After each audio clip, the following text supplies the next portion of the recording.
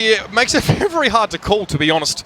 Both these two teams have shown us weird map picks in general. This is probably not one that we would have sort of reeled off as a map to expect to see them on here. So, NGA should be starting on the attacking side here, and that's a bit of storyline for the map. Winston's trying to get himself a satellite towards the end. Hanzo for RLE. Hysteria actually coming in for an NGA. The sub, I have to assume, going to be playing on the Bastion. I wonder actually if he's going to... Well, he's not actually the sub. He's not the sub. Yeah, sorry, yeah. it's just a different role. Okay, so switches back. I'm like, why is normally Maybe he's trying to do it for the initial hold if AF Blue wanted to go for an aggressive defense to try to just eliminate them completely and get a clean fight. But we're seeing Gidges out of both teams, so Arhan going to be playing that for AF Blue, and RLE going to be playing it for NGA. So he switched off the Hanzo already. Maps, of course, going to be on McCree. Why not? He's going to be on that pretty much for the most part. And we're seeing Rika on Roadhog, so he's not going to be playing that slippery tracer combo. Some teams use the Roadhog quite far forward on defense, actually up towards the right of RLE to catch people out early. And then some use them on the ground to catch flankers. You know, obviously it's not the be-all and end-all, but it can help with this again. You're trying to jump the back line. But the payload's already moving here. It hasn't really been contested now. The fight's going to be occurring here up on the top of this hill. And you can see that RLE just managing to get himself forward and back away. But Arhan there takes down Little Cat. RLE trying to make this happen and get a little bit of damage done here for NGA, but he's on his own. Yeah, you realize he's going to die here too. Yeah, the payload actually, they pretty much fell off at NGA for the majority of the team. Completely left the payload in that underpass, and we're trying to look for kills, trying to look for picks. And then eventually they were able to push through. I think they left the support on the payload to continue to make it moving, or to move it forward. But RLE was unsuccessful. You saw a good job by Yesman just to stay alive. I'm not even sure if that was intentional for him to dodge that many shurikens since he was just backing away. In the meantime, Maps does have Deadeye available, and it comes down to Arhan. He can get in his face, or Retry getting a hook onto him to prevent this from doing any damage. So NGA can hit 4 people up here just to do on the high ground early on.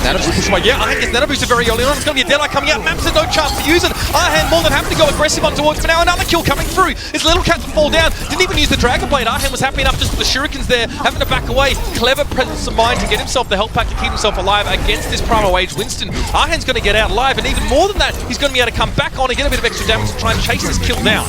Yeah, he's going to eventually fall from this one. Also, to just delay the respawns even further. But Fury now going down when his team just got here to reinforce is a little bit of a problem for them. But RLE gets a kill on Arhan, so that gives him an advantage when they can push over the meta advantage. Not to mention Maps. He gets Recry now down. The Reinhardt's just trying to stay alive. But Adam gets a great Earthshatter off. The problem is the Transcendence there to keep him alive. And RLE's more than happy to continue charging forward. Yeah, and as a result, that Earthshatter actually gets nothing achieved for that one. The problem is AF were lacking a couple players when that came down. Arhan wasn't even there to really capitalize, even though he had the Dragon Blade. So an Earthshatter committed for nothing, and NGA going to be able to make some decent progress here. Dragon Blade now coming out for Arhan. What can he do with it here? Trying to swing it through the air, and it's going to be Recry on towards Shadowcat to start things off. RLE backing away. It's a pulse bomb on towards the payload, but no one was there to see it go up. Recry gets himself 2 quick kills here, dealing with those slippery targets as RLE backing around. Again, look at how we can charge this up. Easy for him to get a next pulse bomb now, all the damage is done. Fury gets caught, put to sleep, quickly gets himself back up now as he tries to, well, keep this one going through, but looks like AF Blue can fight back in and hold this point. It really feels like Arhan, for the most part, is just avoiding Maps. He's not trying to actually challenge out against him. You see him dashing away from immediately. Obviously, he had 40 HP, so he kind of had to escape, but he's picking up other targets. And I'm not sure if they're really able, if Maps is really able to deal with him. He doesn't have the opportunity to pull off that 1v1.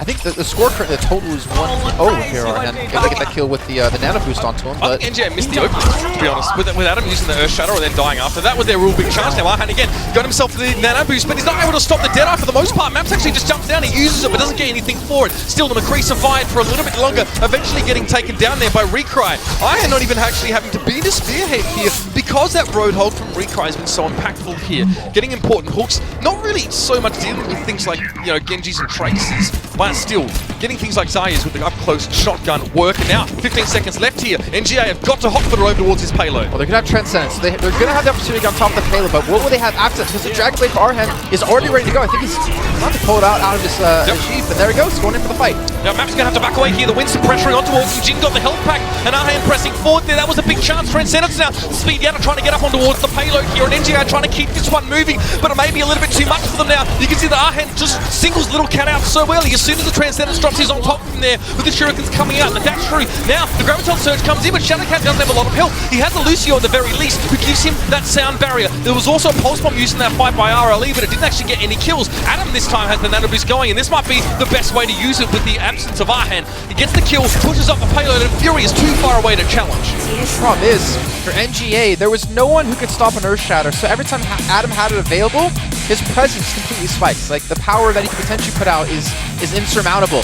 And you saw multiple Earthshatters come in. I mean, there was obviously one towards the beginning where it accomplished nothing technically because it got NGA so much ground. It was RLE on the Tracer able to push forward and actually punish him for that one. But the Winston, I don't know, they didn't really have a response to Arhan. He wasn't punished. He wasn't ever really feeling uncomfortable. You can see he was feeling pretty confident the entire time, even in the face of Maps 1 he was dead-eyeing, and didn't even need to use the default on both times. Yeah, what's interesting about Arhan's role in that map as well, he's just keeping control of the high ground and also getting information.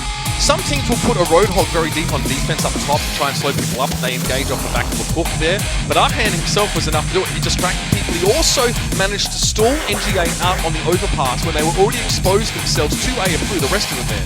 Arhan then jumps away, dashes off, reflects shots, and then the rest of NGA are getting damaged quite badly by AF. And of course, Recry there on that Roadhog, I don't know if he even died, Jason. He was very, very good on that particular map. Hooks were excellent, but even when they weren't, he was getting up close and taking down his opposition tanks. We know how much of a tank buster Roadhog can be when he gets close. Well, he was countering Winston too. Like, yeah, he was. The fact is, you jump in with Winston, a Roadhog just hooks you and left clicks you. You're pretty much down to half HP or less than that. And when you have, other people to help out, I don't really see you having a chance to survive in that one. But I don't know. In the midst of that, like, I would have felt maybe a Reinhardt would have been a better priority. Allow Maps to feel more comfortable. We haven't seen Maps really sit behind a Reinhardt shield, but he kind of needed it there. He needed to be able to stay away from the Roadhog because there's so many threats coming his way that he couldn't feel confident. So maybe that kind of subtle switch would have been enough. They didn't have a good comp to dive with. When you have Maps on the Kree, you don't have a Genji to pair with the Tracer and the Winston. We see this from NGA. They often go for the Zarya Winston without bringing a Reinhardt into the mix. And no Ana either, ever, so, usually. Well, I mean, that's all well and good to a degree, Jason, but I mean, when that Winston goes down, you have one tank left. It's different. Reinhardt is supposed to shield the rest of the team and stay with him until it's time to engage. Winston normally goes off on his own or maybe with a dive buddy and Genji, but that leaves Zarya all on its own. And Zarya solo tank, have you ever played solo queue? Yeah, and the fact that you allow Adam to play Reinhardt by himself, it gives him full control of the ground because there's nothing that can contest him really too much. There's no Reaper, there's no Roadhog. And the fact that he can Earthshatter without the threat of ever really missing unless he just completely bluffs it. And it hits a shield out of the Winston. But in the meantime, the payload doesn't have to get too far. It doesn't even have to capture the first checkpoint here.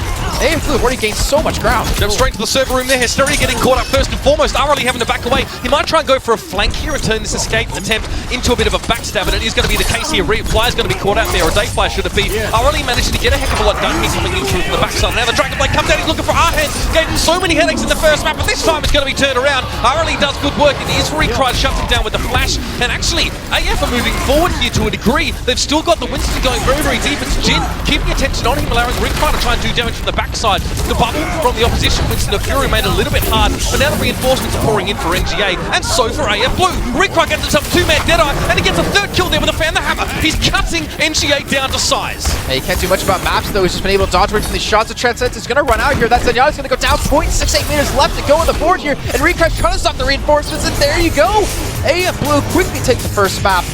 Now have a 1-0 lead against NGA. If they win this game, basically the winner of this game is guaranteed to go into the playoffs. Yep. And that is a lot of weight to have off your shoulders. But AF Blue looking like they don't really care. They're just playing a standard game and they're doing well. Gibraltar's a difficult map to sort of assess. Like, you know, when we look at how NGA played on Navani and how Maps was able to flourish a lot more, it's actually a little bit more hard to assess them on this map because there's a lot more of those legends and stuff, and you know, dive comps have far more access than the Recry operates so well. He picks up Maps there as well. He's pretty much sitting on the same spot the whole map. Even from here, on the defensive side, you have to, because the entirety of NGA were pushing it towards him, and he could pick and choose who he was hooking in. So, you know,